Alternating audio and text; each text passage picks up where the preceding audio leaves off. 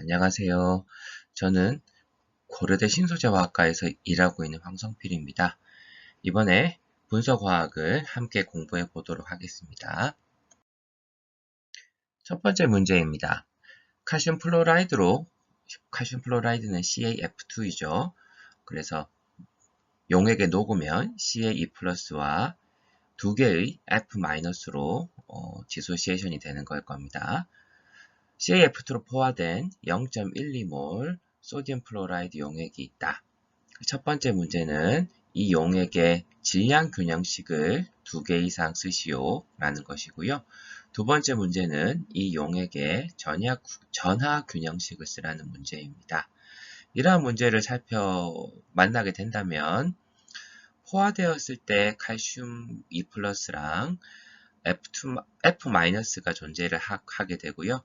이때 공통이온으로 F-가 있는 소디움 플로라이드가 물에 녹아서 상호작용이 있게 될 것이다. 그래서 맹물에 녹이는 소디움 플로라이드보다 솔루빌리티 혹은 그런 평형이 변화가 될 때 사용하는 질량 균형식과 전하 균형식을 고민해 보라 라는 문제라고 생각하시면 되겠습니다. 문제를 그림으로 한번 살펴보도록 하겠습니다. 여기 예시가 된 그림처럼 비커에다가 칼슘 플로라이드가 포화되어 있으니까 바닥에 조금 떨어져 있겠죠. 그래서 칼슘 플로라이드가 물에 녹아서 칼슘 E+랑 또 F-가 존재를 하게 될 겁니다. 여기 세츄레이션 된 농도로 녹아져 있는데요. 거기에다가 소디움 플로라이드를 같이 집어넣었죠. 그래서 소디움 플로라이드가 소디움 플로라이드니까 Na+가 있는 염들은 물에 잘 녹기 때문에 100% 물에 녹게 됩니다. 그래서 Na+는 0.12몰이 녹게 되고요. 이게 어떻게 보면 첫 번째 질량 균형식이라고 쓸 수가 있을 겁니다. 그러면 소디움 플로라이드가 0.12몰이 녹았으니까 F-는 먼저 소디움 플로라이드에서 녹아나온 0.12몰이 존재를 하게 되겠죠. 그런데 칼슘 플로라이드에서도 녹아나오게 될 테니까, 왜냐하면 요거는 녹아나오기도 하지만 다시 침전이 형성될 수도 있습니다. 그래서 소디움 플로라이드에서 F-가 많이 녹아나오면 역반응이 생겨서 칼슘 플로라이드의 농도가 또 변화가 되게 됩니다. 그래서 칼슘 플로라이드에서 생성되는 그 플로라이드도 또 존재를 하게 될 겁니다. 그래서 정리를 한번 해보자면 F-가 두 가지 소스가 존재를 합니다. 첫 번째는 소디움 플로라이드, 두 번째는 칼슘 플로라이드가 존재를 하게 되고요. 두 번째로 고민을 해봐야 될 거는 이 플로라이드가 F-가 원래 자기 형태 그대로 존재를 하기도 하지만 베이스, 왜냐하면 짝 염기로 HF가 약산이니까 위크 애시드의 컨주게이트 베이스 짝염기로 작동을 해서 HF 형태로도 존재를 하게 됩니다. 그래서 분석화학에서는 C라는 표현을 사용하게 되는데요. C라는 거는 주로 Analytical Concentration, 그래서 평형을 고려하지 않고 그 화학종이 존재할 때의 농도를 Analytical Concentration이라고 분석 농도라고 이름을 붙이게 되고요. 분석화학 책에서 그 C라는 표현이 나오게 되면 대부분 분석 농도를 말하게 됩니다. 그래서 플로라이드가 두 가지 형태가 존재를 하니까 원래 있던 F-는 F-랑 HF 두 개의 평형 농도의 합으로 생각을 할 수가 있게 되고요. 거기에 처음에 소디움에서 나왔던 농도 더하기 칼슘 플로라이드 하나는 두 개의 플로라이드 어나이온을 만들게 되니까 두 개의 CaE+가 되어서 두 번째 질량 균형식은 0.12 더하기 두 개의 CaE+가 F-랑 HF랑 같아진다 라는 게 두 번째 질량 균형식이 되겠습니다. 그래서 정리를 해보자면 소디움 이온이 물에 해리가 잘 되는 그 이온이기 때문에 소디움이랑 처음에 녹아 나오는 소디움 플로라이드에서 녹아 나오는 농도는 0.12몰이 될 거고요. F-는 두 개의 원인 물질이 있다. 소디움 플로라이드랑 칼슘 플로라이드. 그걸 알고 계셔야 되고, 그 다음에 F-가 평형을 이루게 되면 두 개의 평형에 참여하는 화학종이 있다라는 걸 기억하시기 바랍니다. 그게 두 개의 질량 균형식을 쓴 방법입니다. 두 번째로는 전하 균형식인데요. 전하 균형식은 용액에 있는 용액 솔루션의 전하라는 거 플러스랑 마이너스의 개수는 0이다 라는 게 전하 균형식이 되겠죠. 그래서 한쪽에는 양이온들, 한쪽에는 음이온들만 고려를 하게 됩니다. 이 용액 속에 있는 양이온은 소디움이랑 칼슘이 있으니까 Na+랑 칼슘2+를 집어넣게 되고요. 물이기 때문에 자체 이온화, 오토프로톨리시스를 거쳐서 요거는 H3O+가 조금 더 정확하긴 합니다만 흔히 사용하듯이 그냥 H+로 적어두었습니다. H3O+ 혹은 H+가 존재를 하게 되고요. 음이온은 F-랑 OH-가 존재를 하게 됩니다. 그런데 전하 균형식 같은 경우에는 전하가 중요하기 때문에 전하를 곱해줘서 2를 해서 플러스의 개수와 마이너스의 개수가 같아진다 라는 게 딱 하나 나오는 전하 균형식 차지 밸런스라고 정리할 수 있습니다. 두 번째 문제도 평형에 대한 문제입니다. CU1+는 아래와 같은 차기온 컴플렉스 형성이 일어난다라고 알려져 있다고 합니다. CU1+ 하나가 두 개의 클로라이드 이온을 만나서 CuCl-가 되고요. 오버올 포메이션 컨스턴트 베타라고 표현을 합니다. 분석화학 책을 한번 참조해 보시면 좋을 것 같은데요.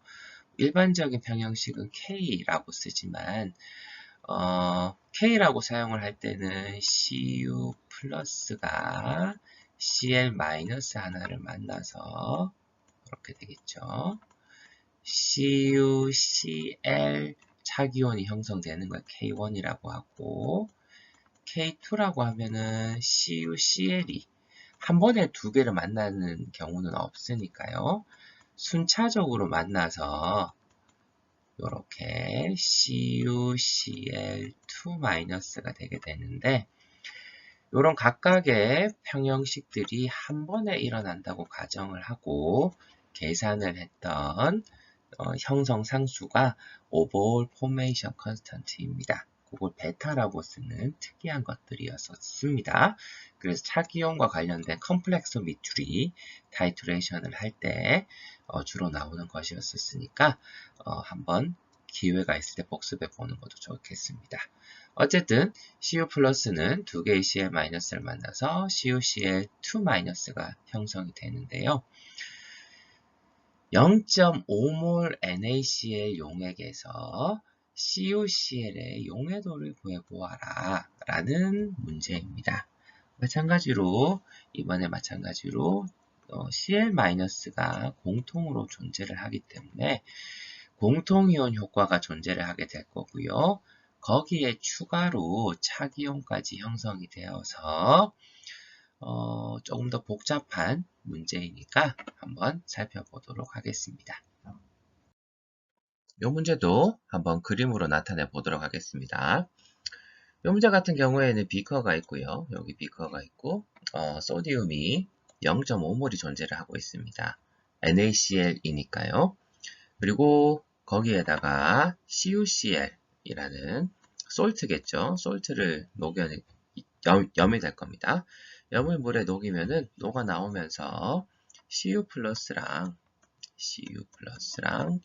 Cl-가 존재를 하게 되겠죠. 그런데 여기 있는 NaCl이랑 여기서 나오는 Cl이 공통이온 효과를 가지게 될 거고요. 두 번째로 고민을 해야 될 평형은 이렇게 첫 번째 평형을 고민해야 됩니다.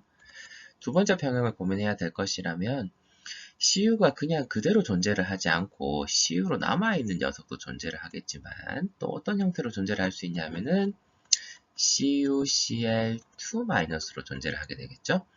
그래서 녹아나가면 CU 플러스의 농도는 요 차기온의 형성 때문에 좀 줄어들게 될 거고요. 반면에 Cl- 같은 경우에는 공통이온 효과가 있어서 조금 내가 녹아나간 형보다 많게 될 겁니다. 그래서 질량균형식 같은 것들을 사용을 해서 우리 첫 번째 문제에서 배웠던 질량균형식 같은 것들이나 차지 밸런스, 전하균형식을 사용을 해서 이 복잡한 평형을 풀어야 되겠구나 라는 걸 알 수가 있습니다. 그래서 순차적으로 한번 풀어보도록 하죠. 이런 문제를 풀 때 분석과학 책이 잘 나와 있지만 첫 번째 과정은 평형식을 쓰는 것입니다.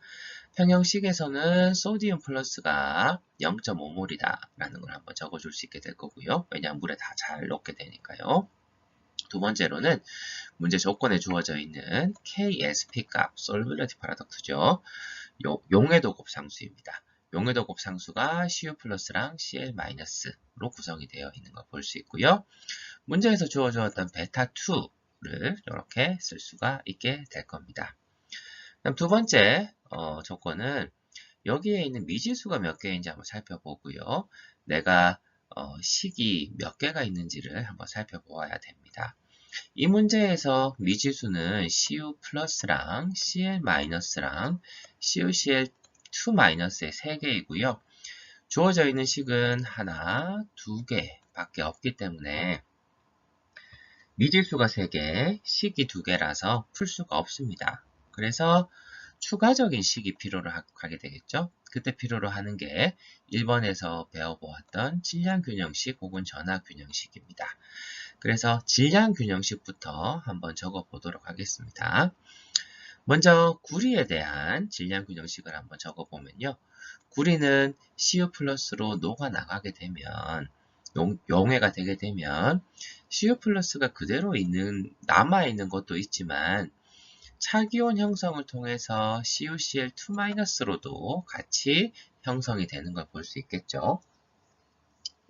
그래서 CU 플러스랑 CuCl2-가 합한 값이, 평형 농도를 합한 값이 CuCl이 녹아나간 일종의 어널리티컬 컨센트레이션이 될 테니까, 분석 농도가 될 테니까, 그 변수 두 개의 합한 값이 지금 문제에서 풀고자 하는 솔루빌리티, 용해도 S라고 할 수 있습니다. 그래서 CU 플러스랑 CuCl2-의 합을, 평형 농도의 합을 용해도 S라고 두도록 하겠습니다. 요게 첫 번째 우리 관계식이라고 할 수가 있고요. 두 번째는 CL-에 대한 질량균형식을 한번 적어보겠습니다. 그래서 분석 농도인 CL-를 한번 살펴보도록 하죠. 첫 번째, 그 전에 요게 이제 정리한 건데요. 분석 농도로 CuCl에서 기인한, 지금 같으면 기인했던 CU 플러스는 평형 농도가 되게 되고 CU 플러스랑 CuCl2-가 되게 되고 요걸 우리는 S라고 두었습니다. 두 번째 화학종인 Cl- 같은 경우에는 두 가지 종류의 세 가지 종류의 종류에서 기인을 합니다. 첫 번째는 소디움 클로라이드에서 소금에서 기인했던 것들이 존재를 하게 되고요. 두 번째는 CuCl에서 기인하는 것들이 존재를 하게 됩니다. 그래서 CuCl 같은 경우에는 무슨 말이냐 하면 Na 플러스가 녹아나가면 반대 차지 때문에, 반대의 전하 때문에 Cl-가 동일한 양이 존재를 하게 될 거고요. CuCl이, 여기 있는 CuCl이 녹아나가면 Cl-가 녹아나오겠죠. 그래서 1대1로 녹아나오니까 그만큼의 농도가 추가로 녹아나오게 됩니다. 그런데 차기온이 형성이 되면 조금 더 복잡해지는 게 소모가 되게 됩니다. 그래서 두 개만큼의 CuCl 형성되는 양의 2배만큼의 양이 감소가 되게 되겠죠. 그래서 그걸 다 합쳐서 생각을 해야 됩니다. 생각을 한다는 게 CL-의 평형 농도를 계산을 해봐야 됩니다. 그래서 CL-의 평형 농도 같은 게 녹아 나오는 양이 하나가 존재를 했었고요. 소디움 플러스에서 두 번째로는 요 양이 S였었잖아요. 그래서 S가 존재를 하게 되고요. 평형 때문에 CuCl2-의 평형 때문에 생성이 되어서 소모되는 양이 이렇게 존재를 하게 됩니다. 그래서 요 Cl-에 대한 질량 균형식을 정리를 해보면은 여기 있는 마이너스를 왼쪽으로 이동을 시키게 되거나 하게 되면 Cu 플러스 CuCl2 마이너스 Cl 마이너스 Na 플러스 ECl 마이너스 이런 식으로 정리를 할 수가 있게 됩니다. 그래서 질량 균형식 하나가 적혀 있게 되게 되는 거죠. 그래서 왜냐하면은 여기 S를 이렇게 집어넣어서 이 방정식이 나온 겁니다. 그래서 Cu 플러스랑 NA랑 Cl-에 대한 관계식 하나를 추가를 할 수 있게 되고요. 전하 균형식 같은 경우에는 용액 속에 존재하는 양이 전하들이 Cu 플러스랑 Na 플러스 Cl 마이너스랑 CuCl2 마이너스인데 여기 있는 것들은 전부 다 모두 다 산염기로 동작을 하기에 적합하지 않았습니다. 그래서 H 플러스랑 OH 마이너스의 농도에는 변화를 끼치지 않기 때문에 앞서 문제와 다르게 H 플러스랑 OH 마이너스는 생략이 되어 있죠. 그래서 결과적으로는 이런 질량 균형식이 전하 균형식과 같아지는 형태가 관찰이 되는 게 이 문제의 특징이라고 할 수 있습니다. 그럼 식이 3개가 존재를 하게 되는데요. 식 3개가 첫 번째 식, 두 번째 식, 그리고 세 번째 식 이렇게 3개가 존재를 해서 거기에다가 미지수를 푸는 방식을 풀면은 이제 우리가 원하는 평형 농도를 구할 수가 있게 됩니다. 일반적으로는 질량, 지금은 전하 균형식이랑 같긴 합니다만 질량 균형식을 이렇게 정리를 해보고요. 이렇게 정리해 본다는 것은 Cu 플러스 농도에 대해서 혹은 내가 구하고자 하는 농도에 대해서 질량 균형식을 이렇게 적어봅니다. 그럼 미지수가 3개가 있죠. 그 다음에 뭘 하냐 하면은 뭘 해야 되냐면 Cl-와 CuCl-를 Cu 플러스에 대한 식으로 바꿀 수가 있을 겁니다. 뭘로? 요 두 개의 식으로요. 그래서 첫 번째는 여기 Cl- 여기입니다. Cl-를 Cu 플러스의 방식으로 바꾸기 위해서 여기를 넘겨준 거죠. 그랬더니 이런 식이 나오게 되고요. 두 번째 목표는 두 번째 미지수인 CuCl2-를 Cu 플러스의 관계식으로 바꿔야 됩니다. 그걸 하기 위해서는 이걸 사용할 수 있겠지. 그래서 CuCl2-를 Cu 플러스랑 Cl-의 형태로 바꿀 수 있게 되고요. Cl-가 다시 Cu 플러스 형태로 바꿀 수가 있었으니까 대입을 하면은 비슷한 방식으로 Cu 플러스의 형태로 바꿀 수가 있습니다. 그래서 첫 번째 식을 여기에다가 두 번째 식을 여기에다가 대입을 해서 정리를 하면 미지수가 하나인 방정식으로 바꿀 수가 있게 되고요. 2차 방정식을 풀게 되면 Cu 플러스의 농도를 구할 수가 있게 되고 풀어진 해를 요 식이랑 요 식에 대입을 하면 평형 농도를 구할 수가 있게 됩니다. 그러면 최종적으로 우리가 구하고자 하는 용해도를 평형 농도의 합으로부터 매스 밸런스였죠. 일종의 질량 균형식으로부터 구해서 요런 7.88 곱하기 10의 - 3승몰이라는 한 7.88mm몰 정도의 농도를 구할 수가 있게 됩니다. 그래서 이 문제 같은 경우에는 매스 밸런스와 차지 밸런스를 써서 복잡한 평형을 어떻게 푸느냐, 그리고 거기로부터 솔루빌리티 프로덕트를 이용을 해서 용해도를 어떻게 구할 것이냐라는 걸 알려주는 문제라고 할 수 있습니다. 네, 세 번째 문제는 세슘 아이오데이트 의 KSP, 솔러빌리티 프로덕트는 3 곱하기 10의 마이너스 10승으로 매우 낮죠. 그래서 용해가 잘 안되는 염인 걸 알 수 있습니다. 이라고 알려져 있는데 60mm몰에 세륨 3 플러스 용액 50ml에 0.06몰 아이오데이트 아이오3 마이너스 용액 50ml와 0.28mm몰 아이오3 마이너스 용액 50ml를 각각 넣었을 때 어떤 일이 벌어지는지 평형에서의 세륨 3 플러스의 농도를 구해보아라 라는 문제입니다. 이런 문제를 풀 때는 가장 먼저 생각해 봐야 될 것은 세륨 3 플러스가 녹아있기는 하지만 매우 잘 녹지 않는 물질이니까 반응을 할 수 있는 혹은 침전을 할 수 있는 물질을 집어넣었을 때 세륨 아이오3 3개 이 솔트가 형성이 된다 라고 생각을 하고 한 개 반응물이 무엇인지를 살펴본 다음에 용액에는 일단 요 녀석들 침전이죠. 고체 상태의 침전이 있다라고 가정을 하고 용액에 남아있는 한 개 반응물을 제외하고 남아있는 물질이 있은 후에 KSP 값을 가지고 녹아나온다. 역으로 녹아나온다 라고 생각을 해서 평형 농도를 구하는 게 가장 편리한 방법입니다.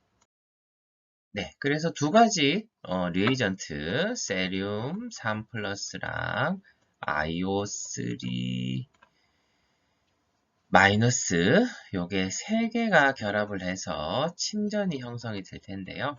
1대 3으로 반응을 하죠. 1대 3으로 반응을 하는데 지금은 부피가 같았기 때문에 50ml가 같았기 때문에 한 개 반응물이 무엇인지를 아는 게 중요합니다. 그런데 첫 번째 문제에서는 한 개 반응물이 아이오3-이죠. 농도가 같았기 때문에. 그래서 60mm몰을 집어넣게 되면 3분의 1인 30mm몰 만큼의 양은 60mm몰이니까 20mm몰이네요. 20mm몰 만큼의 양은 반응을 하게 되고요. 나머지 40mm몰의 세륨 3 플러스는 남아있게 됩니다. 그런데 부피가 50대 51대 1로 반응을 시켰으니까 농도는 절반으로 다일루션 효과, 희석 효과가 나게 되겠죠. 그래서 0.03몰이 돼서 3분의 2만큼이 남아있어서 20mm몰의 세륨 3 플러스는 남아있고 아이오3는 전부 다 침전이 되어 있겠구나 라는 걸 알 수 있을 겁니다.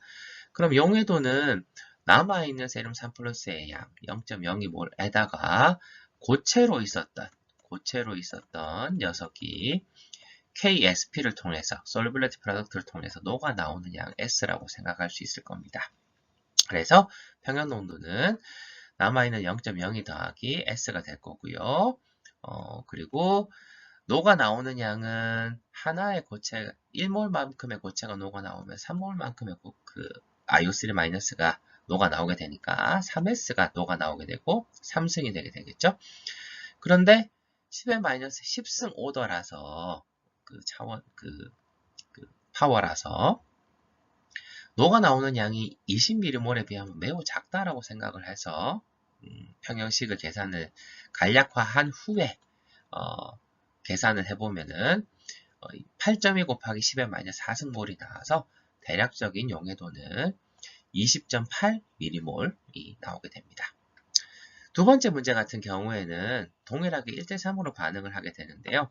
이때는 세륨 3 플러스가 한 개 반응물이 되겠죠. 그래서 아이오3-가 낳게 되는데 아이오3- 같은 경우에는 0.28 곱하기 3 곱하기 0.28에서 280mm몰에서 한 개 반응물인 세륨 3 플러스의 3배 그래서 그 녀석만큼 빼준 양만큼이 다일루션 팩터 2가 되어서 50mm몰이 남아있는 걸 볼 수 있습니다.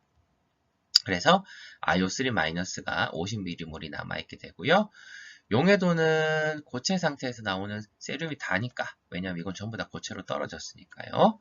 그래서 S가 되게 되고요. 이제는 반대로 두 번째 항목인 IO3-가 남아있는 양이 50mm몰이 있어서 50mm몰 더하기 3S의 3승이 되게 되는데, 비슷한 이유 K SP 값이 매우 작으니까 F 값이 0에 가까울 거다라는 가정을 해서 요 3S를 없애고 approximation